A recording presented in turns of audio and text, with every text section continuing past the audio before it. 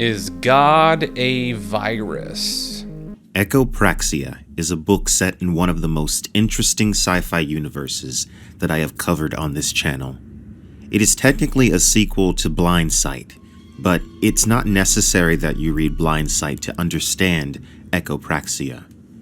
Echopraxia is set in the late 21st century, about 14 years after man's first contact with alien life, a life form they had never seen. In all that time, it had watched them silently, never revealing itself to the whole of humanity. After it was revealed that an intelligent alien presence was lurking, humanity was set into motion and united as they had never been before. Curiously enough, Earth didn't even know if it was in danger or if it had even been threatened by the life forms. It seems humanity was driven initially by the simple threat to its own self-importance within the universe. The world had put its petty differences aside, spared no expense, thrown together the best damn ship the 21st century could muster. They crewed it with expendable bleeding edgers and sent them off along some best guess bearing, carrying a phrase book that spelled "Take me to your leader" in 1,000 languages. The first book in the series details the events which occur on Theseus. I have already covered Blind Sight in 2 other videos, which you can find linked in the description. Like I said earlier, Peter Watts has crafted a very interesting universe here. It is a world where humans have reawakened an ancient, long-forgotten, intelligent predator, and essentially enslaved them. It is a world where a religious group known as the Bicameral Order, through an unknown method involving the rewiring of the temporal lobe and connecting to each other in a hive mind supercomputer, are able to come to fundamental truths about the nature of the universe. Their discoveries were far more accurate than those of traditional methods of science.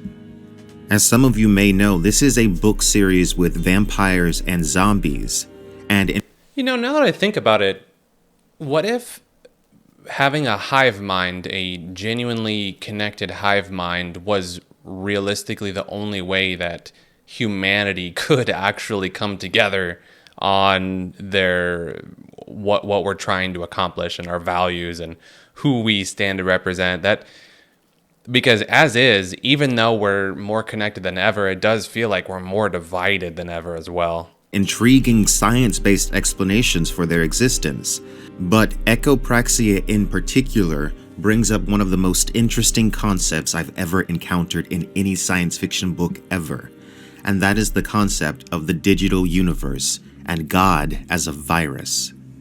Now, this is a concept that comes from the field of digital physics, which, keep in mind, is all theoretical. It is based on the premise that the universe is pure mathematics at its base. Every event that occurs can be thought of as a kind of computation. This could mean that the universe is a simulation, but that is not necessary for the idea to work. The universe could itself be a giant computer. Physics would be its software, and matter its hardware.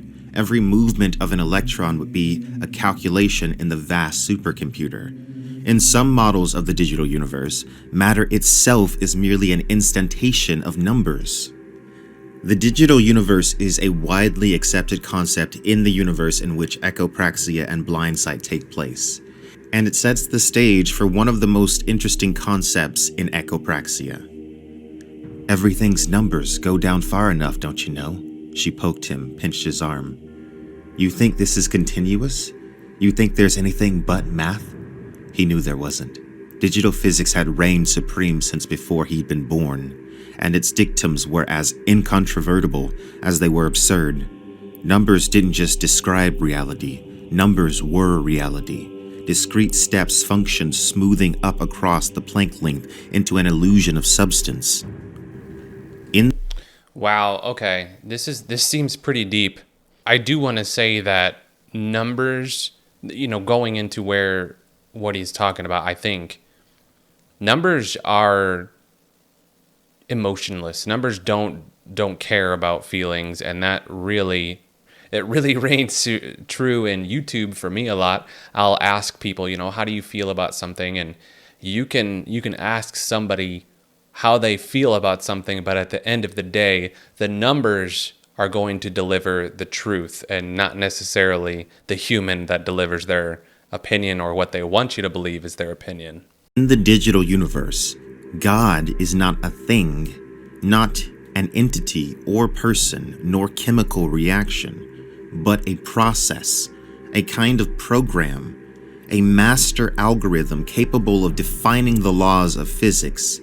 The bicamerals were only able to discover its existence by noticing the impossible events, violations of the laws of physics, miracles, star formation way below the Z-limit, photons doing things they're not supposed to, the meta rules changing over by the Cloverleaf Nebula. They vindicated the Smolin model or something, I don't know, it's beyond me, so you'd never get it in a million years. But they found something impossible, way down deep, a miracle. I think more than one, but that's what I said.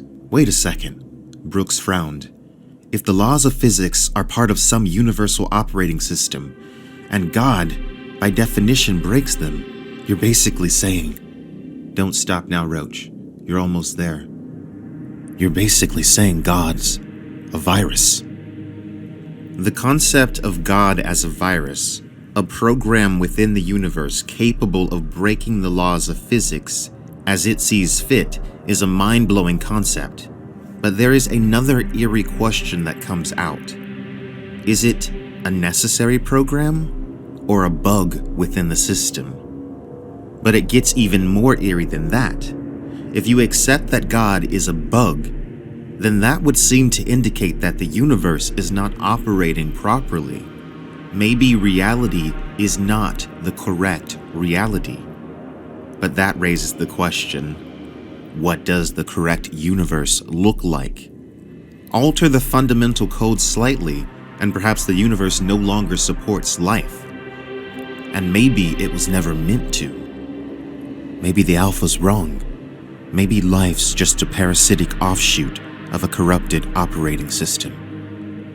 Humankind tends to be very... That's an interesting quote there. It reminds me of actually something that Joe Rogan said a while back. I think human beings are just a very complicated form of bacteria. If you looked at the Earth as this living organism, and like you were flying into LA, and you're passing over these beautiful mountains, and you see the ocean ahead, it all looks natural and beautiful, but then you see LA. What the fuck is that? That's a growth. That's cancer. It's big, and it's brown, and it stinks, and smoke's coming out of it, and it gets bigger every year. And it doesn't matter what you do, it's gonna keep going. You can knock it down with a fucking hurricane, it rebuilds. Light it on fire, rebuilds. And I think if you were an intelligent life form from another planet and you were looking at the Earth, you would see mold on a sandwich. When you look at it objectively, we're almost parasitic. Anthropocentric.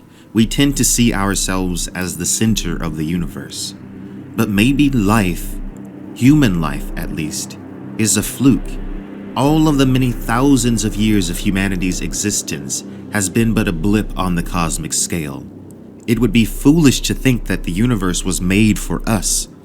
Echopraxia is a very good book, and this is just the tip of the iceberg of the incredible concepts that are touched on in this book. Cool video. So that's Quinn is God a virus. I'll go ahead and link that down below.